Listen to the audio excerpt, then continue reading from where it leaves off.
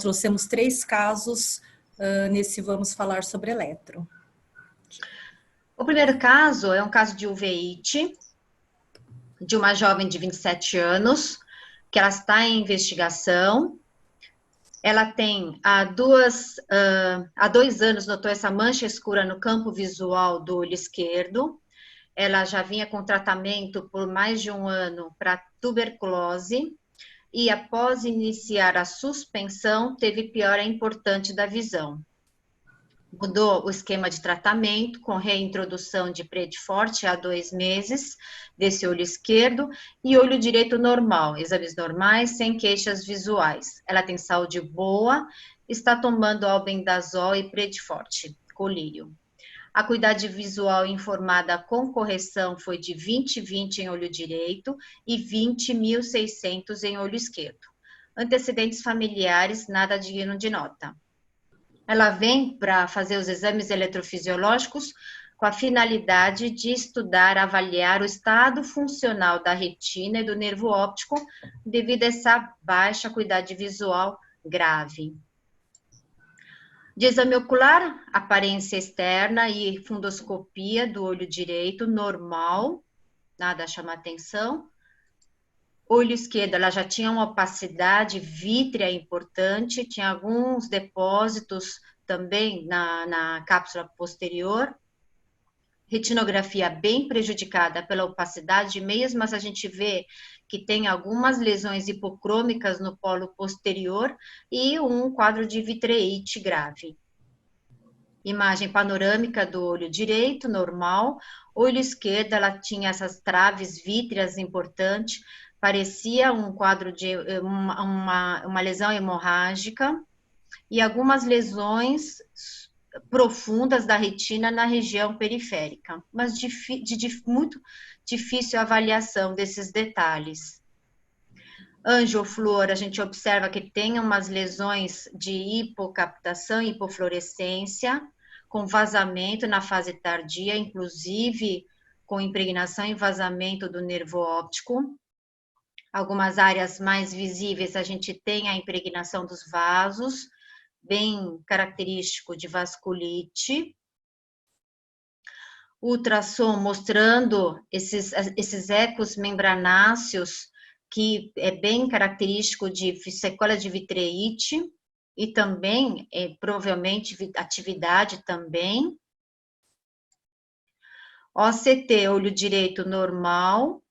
Olho esquerdo, a gente observa que tem, a gente consegue ver as estruturas intrarretinianas relativamente preservadas, tem uma leve irregularidade do contorno do EPR.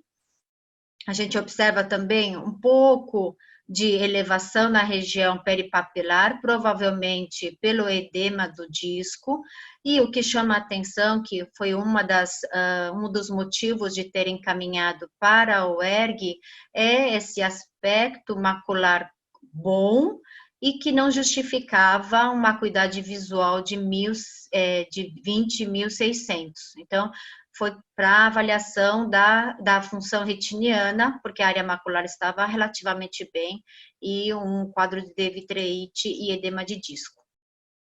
OCT do nervo também, o lado direito normal. O lado esquerdo, a gente observa um aumento de espessura difusa peripapilar. E ela fez inicialmente exame de PVE por padrões, para avaliação do nervo óptico. Quero chamar atenção aqui para a amplitude bem reduzida do olho esquerdo. Esse é o gráfico do PVE por padrões reversos. Apresentamos normalmente 2 tipos de estímulos quadrados estruturais menores, de 15 minutos, e de 1 grau. Esses gráficos costumam apresentar condição binocular, que é o primeiro traçado, depois olho direito e olho esquerdo. E a gente vê que tem uma redução da amplitude importante no olho esquerdo nas 2 apresentações, nos 2 tamanhos de estímulo. Aqui os valores do tempo e também da amplitude, mostrando um comprometimento da via visual, da mácula até o nervo óptico. Alguma observação, Paula, do PVE para dela? Sim, Sung. Me chama a atenção, o PVE no tamanho de 15 minutos, com essa amplitude de 3,68, que a gente vê uma resposta com uma acuidade visual bastante baixa, onde a gente esperaria uma resposta mais atenuada ainda. Isso pode se justificar pelas opacidades também, né? Ela tem uma opacidade vítrea muito importante, né? Então, possivelmente durante a estimulação, que é de alto contraste, esse estímulo favoreceu, em parte, apareceu uma resposta, o que ela tem mais dificuldade na acuidade visual. Então, ela informa uma acuidade visual muito pior de 20.600 diante dessa avaliação do olho esquerdo de 15 minutos. Mas eu acho que é muito mais pela condição das opacidades, dessa sensibilidade, e o PVE deve ter alguma área menos opaca em que a reversão do padrão acaba caindo num campo mais favorável para a gente ter essa amplitude de resposta. Uhum. Então, o PVE apresenta uma resposta muito melhor do que esperado para esse caso, né? Com essa acuidade visual informada. Ela fez, além do PVE, ERG de campo total. ERG de campo total, nós apresentamos 5 fases. Cada fase tem uma contribuição de grupo celular diferente. E o olho direito acaba sendo usado como referência e olho esquerdo a resposta dela. Então, a gente observa que a resposta de bastonetes, para todas as camadas, todos os grupos celulares que foi avaliada, não teve uma resposta detectável. Então, resposta extinta, que nós denominamos. O olho direito, comparando com referência da mesma faixa etária, é bem comparável. Então, a gente considera como a retina normal. E isso justifica também a queixa visual e até indica um baixo prognóstico do caso, né? Alguma observação, Paula? Chama a atenção que, na verdade, ainda esse caso é bastante discutido, né, em relação ao diagnóstico final. E aí mostra a importância de uma avaliação funcional, tanto da retina quanto do nervo, independente de que diagnóstico nesse caso seja. Pode ser realmente pela tuberculose, ela tem um histórico de ter feito uma viagem e por isso o albendazol suspeitaram de Dusne. Então eles estão em investigação ainda, mas eu acho que trazer uma informação objetiva, que não é a acuidade visual, que não é o campo visual, mas exames objetivos como o ERC, que mostra realmente uma retina bastante deteriorada, e um PVE com uma resposta até melhor do que a gente esperava, começa a mostrar mais uma alteração retiniana, ao meu ver, do que de nervo, né? Então, acho que, ainda que a gente não tenha um diagnóstico fechado, isso eu acho que traz assim, algumas pistas em relação à condução do caso para acompanhamento. Então, no caso dela, o acompanhamento com PVE acaba muitas vezes sendo, nesse caso, um pouco mais sensível do que vai ser o ERG, porque o ERG já está extinto, né? Uhum. O uso da aplicabilidade do ERG de campo total para caso de uveíte, assim, é bem variada. A gente pode avaliar para detectar atividade. Tem algumas doenças, por exemplo, AMP. AMP geralmente pode apresentar ERG com hiperresposta na fase da inflamação, da atividade. Então, pode ajudar também a monitorar o tratamento e a evolução. E tem doenças que você tem um ERG extinto como esse, mas que recupera após o tratamento. Um VOGT, o próprio AMP também pode evoluir para resposta muito piorada, depois recuperar. Que mais? Birdshot, né? Coredoretinopatia de Birdshot também pode ser uma resposta muito comprometida e depois a gente observa uma recuperação funcional da retina. Então, o ERG de campo total para algumas doenças você pode encontrar, você pode usar como uma ferramenta para monitorar a atividade e recuperação funcional da doença. Independente de qual seja, né? Independente de qual seja. Isso mesmo. Independente do caminho de tratamento também, né? Isso. E às vezes algumas doenças têm algumas características de ERG que pode ajudar, que a gente pode utilizar. Vou passar para o próximo caso. É um caso de Extensive Macular Atrophy with Pseudodrusen, EMAP. É um paciente que acompanho já há algum tempo. Ele, em 2015, ele já vinha com queixa de perda visual central e nictalopia. Ele tinha diagnóstico em outro serviço de drusas, tomava vitamina, e ao exame fundoscópico ele tinha essas drusas na região macular, ao exame clínico, atrofia periférica, tipo Pevenston, mas bastante quantidade de drusas finas na região periférica também. Deixa eu só ver. Acho que a sequência tá certa? Acho que tá faltando história, né? É um paciente de 50 e poucos anos. Deixa eu só ver aqui uma coisa. Tá faltando. Eu não pulei, não, né? Não, tá certo. Esse paciente veio fazer ergue multifocal, apesar daquele aspecto drusiforme, parecia inocente, ele tinha uma boa acuidade visual, em torno de 20, 25, mas ele tinha a avaliação funcional, uma redução importante da amplitude ao ergue multifocal. Aqui a imagem à direita é o gráfico topográfico de referência e a gente vê que o lado direito e o lado esquerdo tem uma redução importante de amplitude. O paciente fez, como tinha queixa de nictalopia, fez exame de EEG de campo total.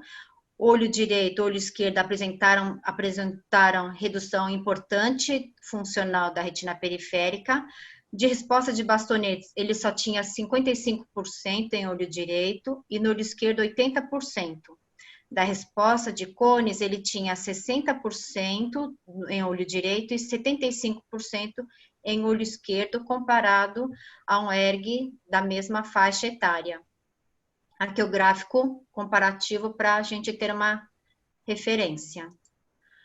Esse paciente, então, ele foi evoluindo com piora progressiva da acuidade visual. 2015, 2017, 2020, a gente foi vendo a piora da atrofia da área macular.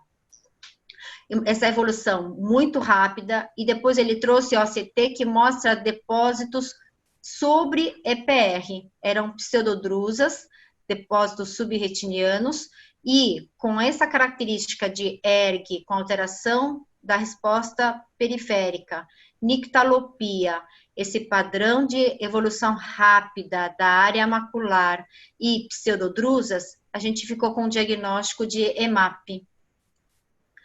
A gente observa que a atrofia de EPR foi ficando bem acentuada.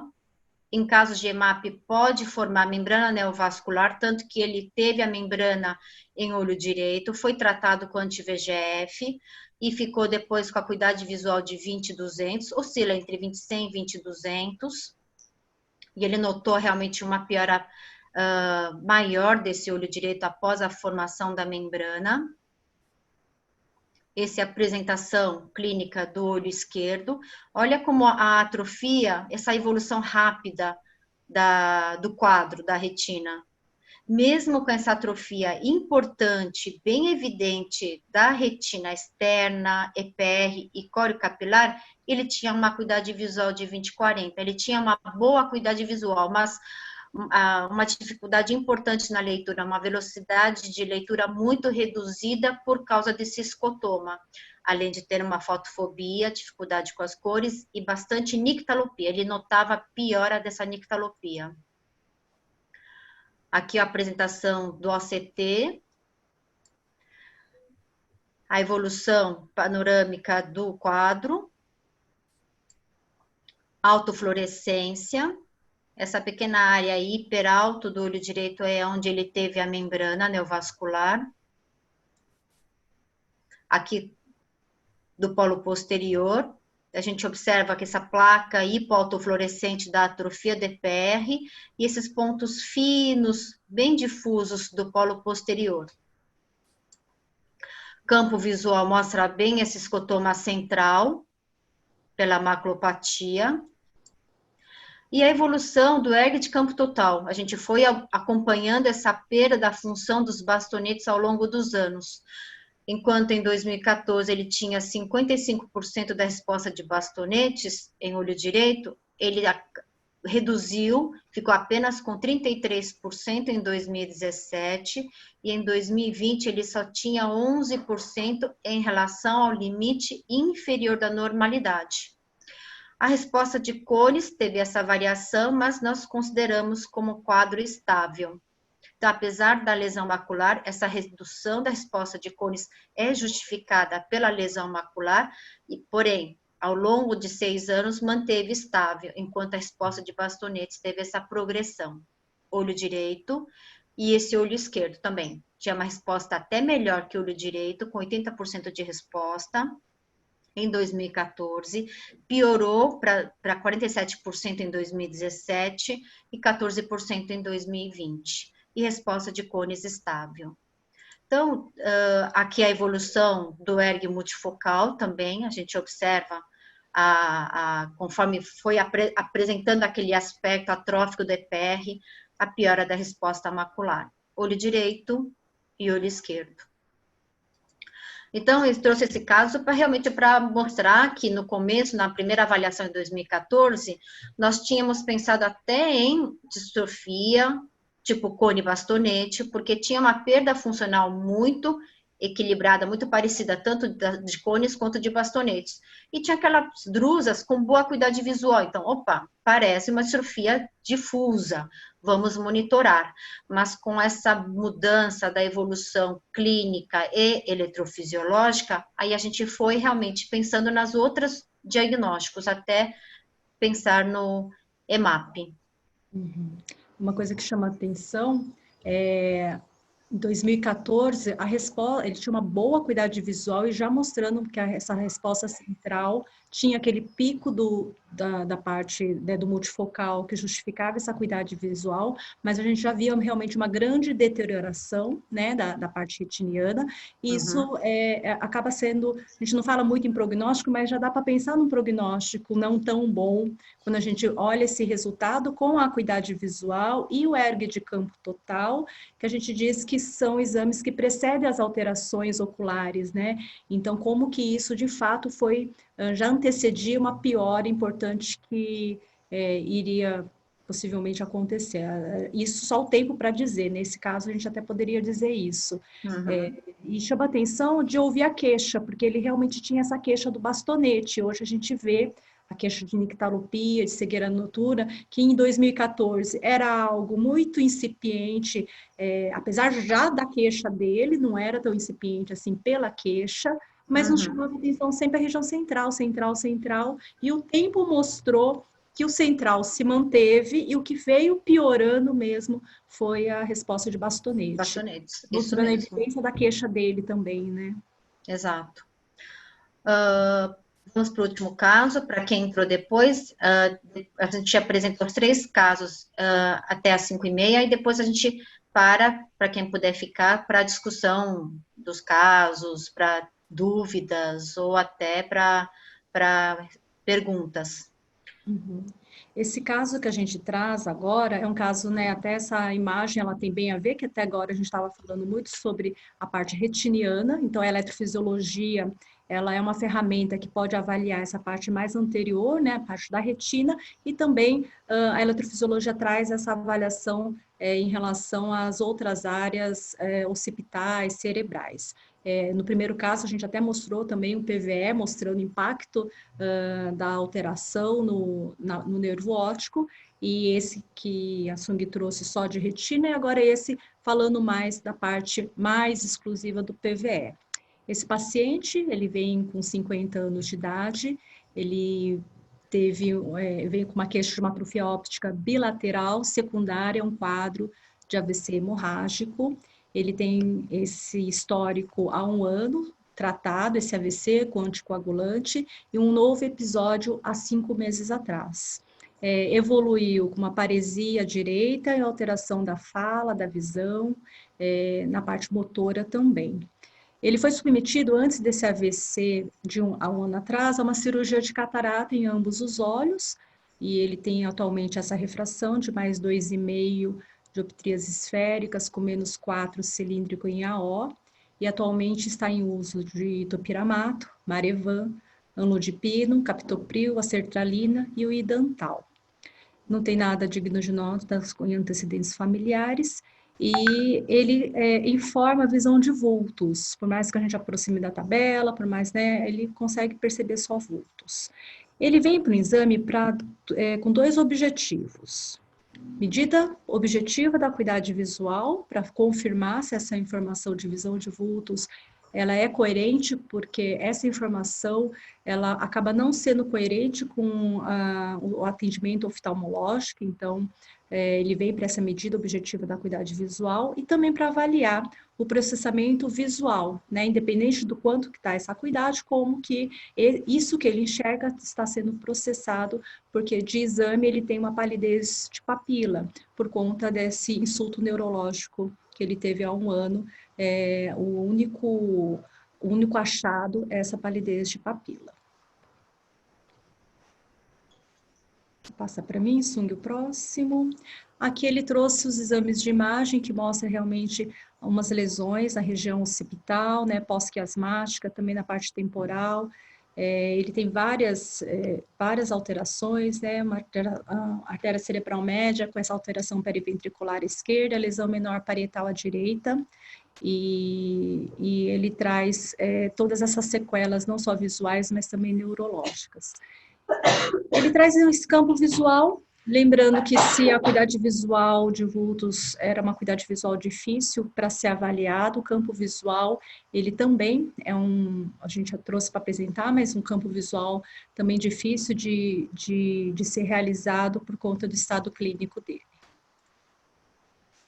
Aqui tem uma alteração no OCT, quer comentar, Sung? Ele tem essa parte da camada externa, assim, é uma retina aparentemente mais fina, e a gente vê que tem maior afinamento da camada interna. Então, a gente vê que tem uma redução maior de células ganglionares e camada de fibras nervosas. E um quadro bem simétrico, com atenuação da depressão foveal. Provavelmente secundária ao que ele teve do quadro hemorrágico. Isso, central. Uhum. Aí ele vem para o exame chamado PVE de varredura, que é para essa medida objetiva da acuidade visual, e a gente faz uma medida sempre binocular, olho direito, olho esquerdo. Esse teste, ele faz com que a gente apresente listras no monitor e com os sinais elétricos da região occipital. Listras largas, a gente tem respostas parecidas com as letras grandes da tabela e TDR da tabela, né, de optotipos, e as listras vão ficando mais fininhas, com uma frequência espacial maior, que são as letras menores. Nessa medida, a gente obteve na medida com os 2 olhos abertos, uma acuidade visual de 20/250, e quando a gente oclui, faz o olho direito e o olho esquerdo, 20/335, sem diferença interocular entre os olhos, né? Fizemos o potencial visual por padrões, aí os estímulos não são mais listrados, eles são estímulos quadriculados, e aí agora a gente vai avaliar 2 parâmetros, a amplitude da resposta, o tamanho da resposta, que a gente pode ver aqui nesse gráfico central, que é a referência. Então, a gente vê que a amplitude, ela vai do pico de N75 a P100, que é o tamanho da onda, e o tempo é aonde o P100 aparece, é o tempo que essa onda culmina nesse eixo da latência. Então, no exame dele, ambos os olhos, direito e esquerdo, a gente vê um atraso na resposta de P100, na latência de P100, é um estímulo que é para aparecer em torno de 100 milissegundos, então a gente vê que todas as ondas estão mais para a direita, e aí a gente vê ali 128, 133, 126, então a gente chama de atraso em P100, e a amplitude, que é o tamanho da resposta, ela também está reduzida. Abaixo de 10 a gente considera alterado, e ali ele tem uma redução importante dessa amplitude. Então, mostra realmente um processamento maculo-occipital alterado, tanto na visão binocular, no olho direito e no olho esquerdo. Ele também foi submetido ao potencial visual evocado por flashes de luz, e nesse potencial visual evocado por flash de luz, apesar de ser uma ferramenta mais rudimentar, ele faz um processamento, porque luz é mais rudimentar, é um processamento mais fácil, e já que ele enxerga 20/335, a luz passa, mas a gente vê que ela não passa tão bem. Né, a luz apesar de ser mais fácil, a gente vê que todos aqueles insultos neurológicos encontrados nos exames de imagem afeta também o potencial visual evocado por flash de luz. Então, mesmo essa luz, ela não é uma luz mostra que o trajeto tem bastante comprometimento. Eu sempre digo que o flash de luz normal, às vezes não diz muita coisa, ele está normal, mas tem um impacto ali no PVE por padrões ou na acuidade visual. Mas quando o flash de luz está alterado, realmente mostra uma contribuição nesse sentido, de que tem uma alteração bastante importante, e isso repercute realmente até em outras sequelas que ele tem. Mostra que esse insulto neurológico hemorrágico foi bastante importante. Aí a gente tem dois parâmetros importantes, que é o N2P2, né, em especial P2, o tempo dessa quarta resposta aí, desse quarto pico, e a amplitude N2P2, que é o tamanho da resposta. Então, tanto para o tempo quanto para o tamanho da resposta, também há uma alteração. Então, mostra um comprometimento importante, e esses exames para segmento acaba trazendo informações que podem ajudar objetivamente, né, já que ele não contribui com o campo visual, com a acuidade visual, e eu acho que são esses dois aspectos, né? A acuidade visual para o dia a dia, e para a equipe de neurologia, de neurooftalmologia, o PVE por padrões e o flash para conseguir acompanhar essa parte, né, em relação à função do nervo óptico.